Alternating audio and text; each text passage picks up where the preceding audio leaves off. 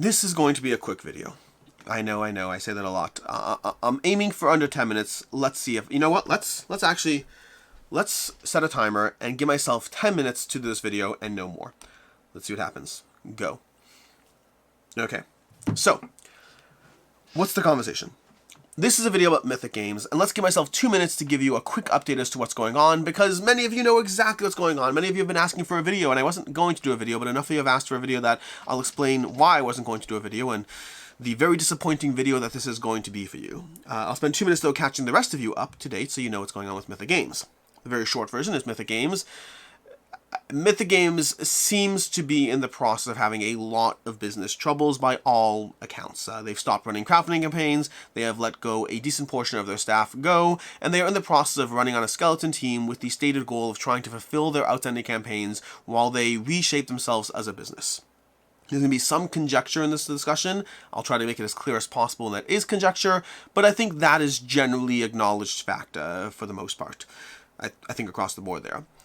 To that end, what they've been doing is, starting with Darkest Dungeon, they asked for a significant contribution to anyone who backed Darkest Dungeon was asked to pay more money to get their game.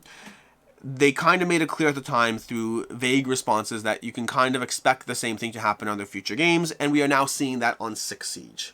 Hence everything blowing up a few days ago when they said, hey, you're going to be asked to pay a contribution, the term contribution is used, that if you are a 6 Siege backer, you'll be asked to pay as much as $129 extra, depending on your pledge level, to get everything to date. If you don't pay that, maybe you'll get your game at some point in the future.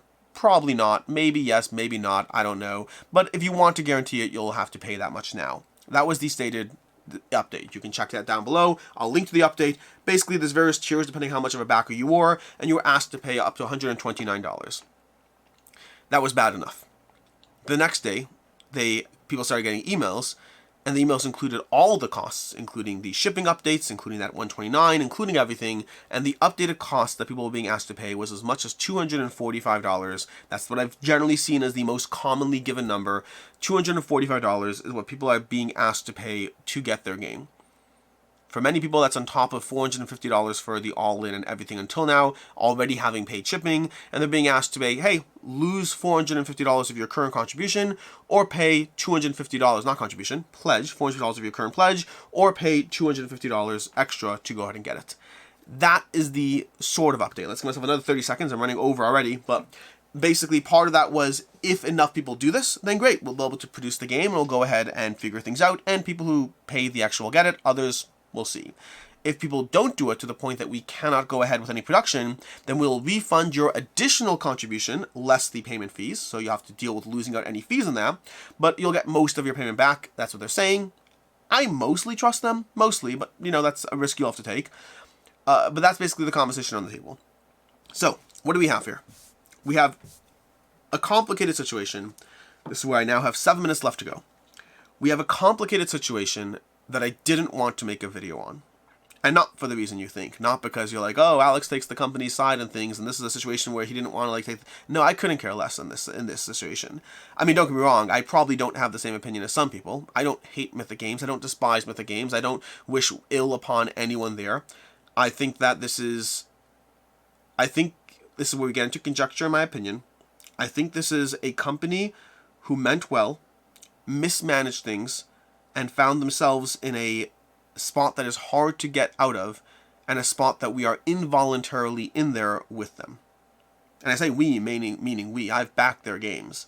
I have several pledges for some of these games that are outstanding, for Hell, Monster Apocalypse, 6 Siege. I have several of these pledges that I'm in the exact same boat.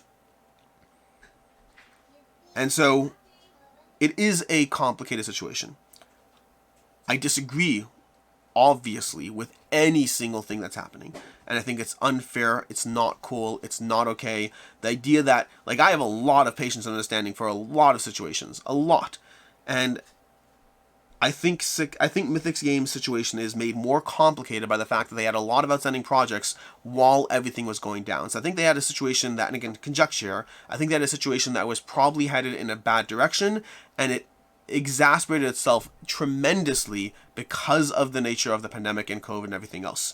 Make no mistake, I do believe, conjecture here, that the update they're posting about what they need the additional funds for, I believe that's a lot of marketing speak, and I don't believe it is a clear, transparent conversation around the nature of what the funds are needed for and all that. I think it mostly, conjecture here, mostly comes down to I don't think they have the necessary funds because I think they've been using funds from one campaign to keep the company afloat. This is an opinion, it's not fact. But where does it ultimately leave us?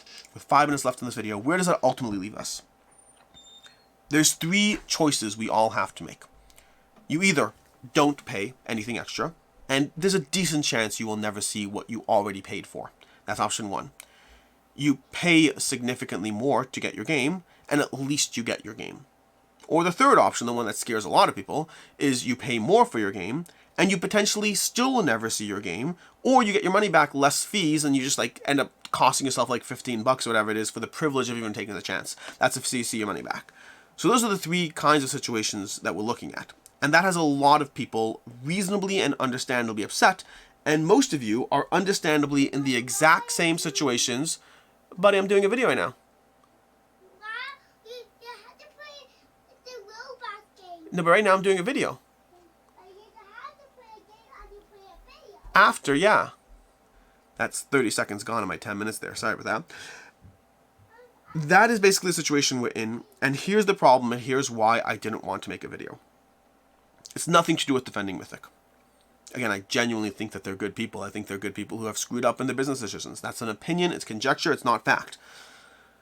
The reason I didn't want to make a video is because I don't see how I can advocate for any one of these lanes without potentially having an impact that I don't want to have.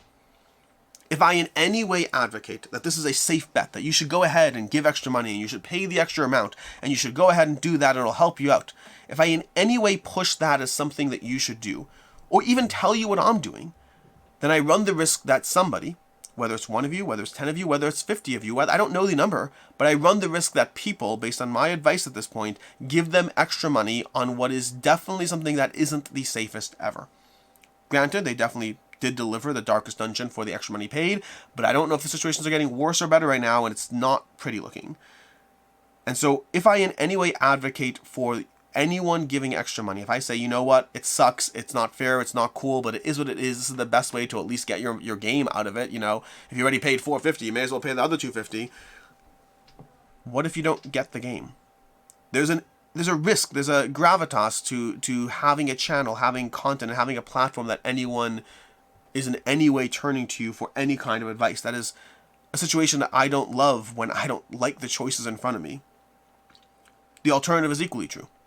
If I tell you to bail, to run for the hills, if I tell you this is a risk and you should not do it and you may never see your game, I also run the risk that people don't get a game that they would have gotten had they paid extra.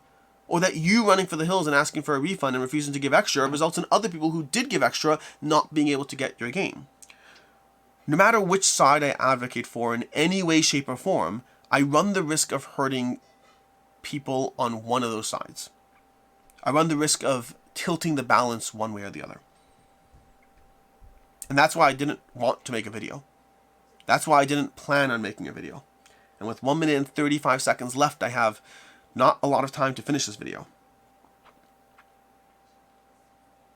I think you have to make a decision.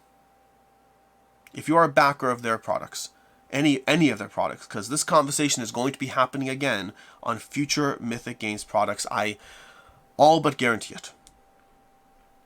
If you are a backer in any of their games, you have to start making decisions around your comfort with risk. Don't look at it. This is the one thing I will say. Do not look at it as, oh my gosh, I'm rewarding them. Trust me, you're not rewarding them. This is a question of whether you get your game or not. That's the only conversation on the table that matters right now. Do you potentially pay more and get the game or not get the game? Do you potentially lose what you invested? Those are the conversations on the table, and you have to make decisions right now for yourself. Being accountable for yourself. And I don't say that because I refuse to in any way be culpable for saying something that might have an impact. I say things all the time that might have an impact. I say it because I'm not clear what the right decision is. I agonized over what the right call was. And when it was 1:29, I was leaning towards doing things. At 2:45, it's a whole different conversation. I don't know what the right decision is. You can cut your losses and run for the hills, or you can pay the extra and at least get a good game out of it. I will say this. I've played Six Siege. I think it is fantastic. But that's a different conversation as to whether it's worth it. I have 7 seconds left, so I'm going to go ahead and call this. I'm sorry I don't have anything more insightful to add. And I'm sorry for in the past when I've said a Mythic Games game is a good value.